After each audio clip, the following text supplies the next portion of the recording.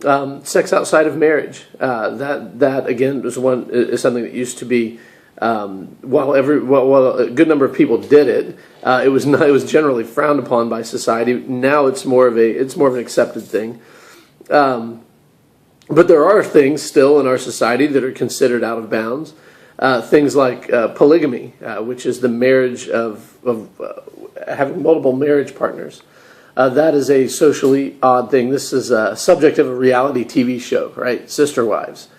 You may have heard of it, you may have seen it, but it's basically going into the lives of a family where one husband has multiple wives, and people find that to be weird and strange and things like that. It's sort of the same reaction someone might have had to a homosexual relationship, 20, 30 years ago, whereby, people would have viewed that as sort of strange and outside of the pale. But things are changing there, I guess. Another one would be pedophilia, the act of an adult having sex with a minor.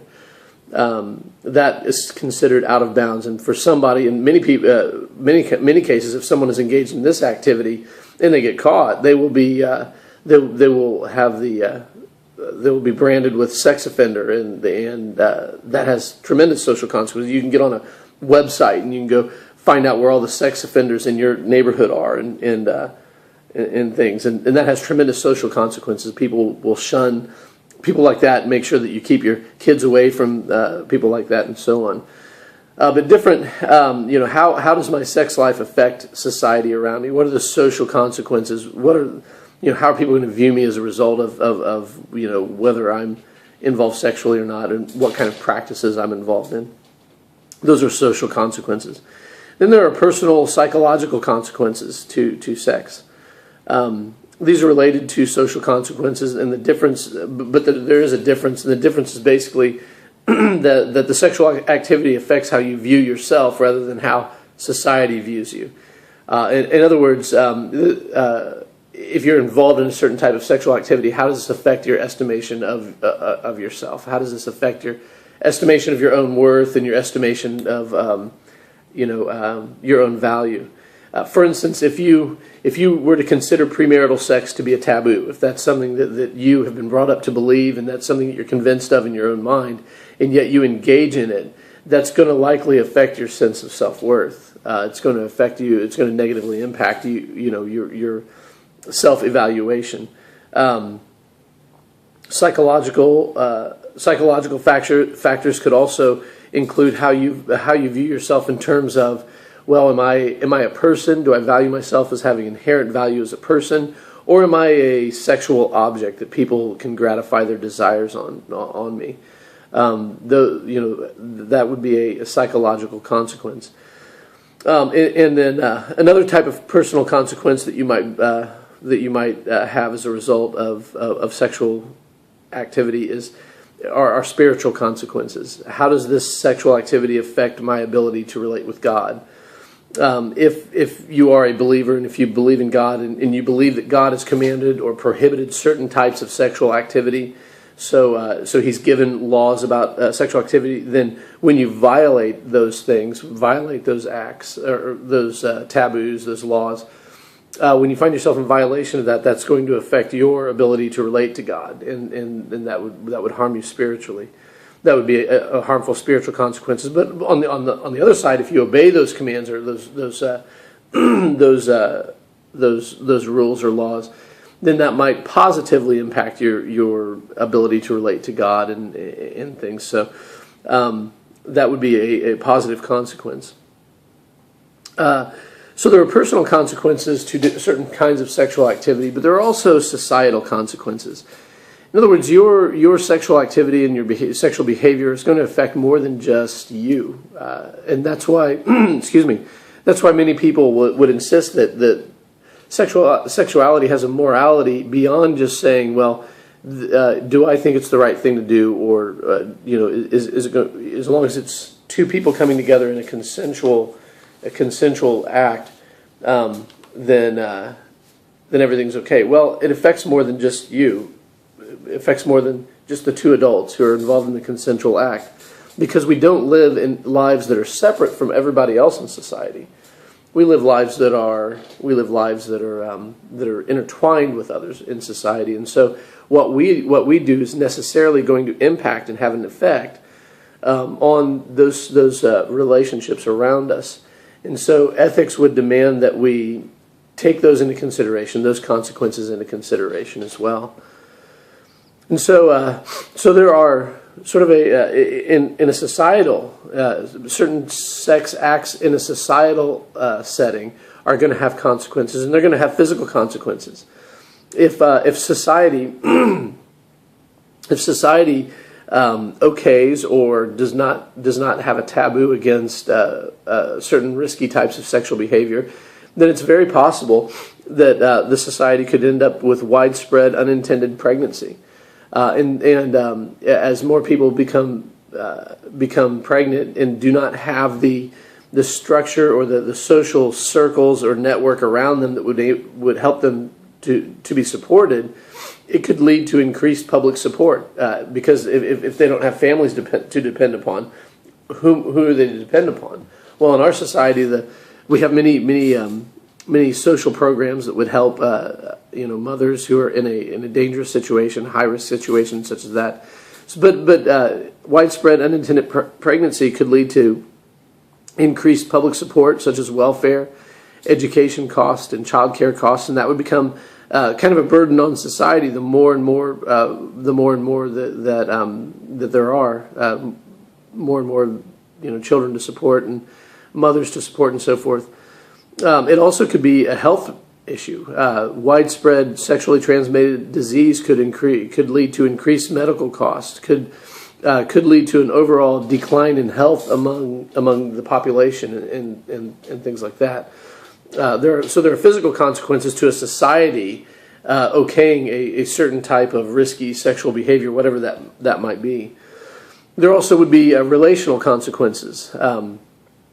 In terms of how do we define relationships? And this is more than just a personal thing. If society gets a hold of and starts redefining relationships that have traditionally been entrenched in our collective consciences, then there might lead to a confusion on how relationships are defined.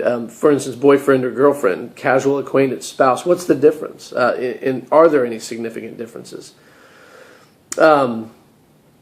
There could be social consequences. Social institutions could be redefined. There would exist within, for instance, in the case of same-sex marriage. This is a social institution that exists in our society, but has existed in many other societies as well. In our society is now developing. We'll talk a little more in depth about this in a moment. But our society is developing more of a different understanding on in redefining what marriage is, and is that good? Is that bad? But one thing for certain that it does do is it leads to a plurality of understandings of what constitutes morally acceptable behavior. And so within a society, you now have, whereas it might have had a more or less had a common understanding before, there exists now multiple understandings, and so when a person talks about marriage, for instance, then what exactly are we talking about? And if people understand things differently than one another, then it's difficult to communicate. We see also possible social consequences of risky sexual behavior. We see sort of a cultural drift in sexual mores. And we've seen that in our own society in the last 50 or 60 years. Actually, if we count the last 80 or so years, and kind of go back before the sexual revolution, what society was back then, and what were some of the moral principles that society was governed on then, nowadays have been transformed dramatically with the sexual revolution and people becoming sort of throwing off what they considered authoritarian definitions of what constituted proper sexuality and things. Society has been drifting in terms of what is and what is not acceptable. I mean, prior to that, although fornication was practiced, prior to that, sex outside of marriage was frowned upon by society, and of course, people did that, and people did it quite a bit, I'm sure. but even though people did it, and they did it quite a bit, nonetheless it was frowned on by society. And during the sexual revolution, fornication or sex outside of marriage became increasingly acceptable. And over the decades that follow, not only did that happen, but back before the sexual revolution, homosexuality was viewed as, in fact, the American Psychological Association categorized homosexuality at that point as a mental disease. It wasn't until just recently that has been taken off the books, and so in recent decades. But we see this drift of what is and what is not as acceptable within the culture of within society. This cultural drift of sexual mores, or what is considered to be acceptable in the eyes of the society in general. So that is a social consequence. Some people would say, well, that's a good thing. Some people would say that's a negative thing. But it is certain that one thing is certain is that it has happened. What is considered okay and regular and normal today, 50, 60 years ago would have been thought to be unthinkable. And so, where are we going now? Where is it drifting to now? From where we are currently, where is it going? Then there are psychological consequences. Now, this is primarily centered around personal opinions, but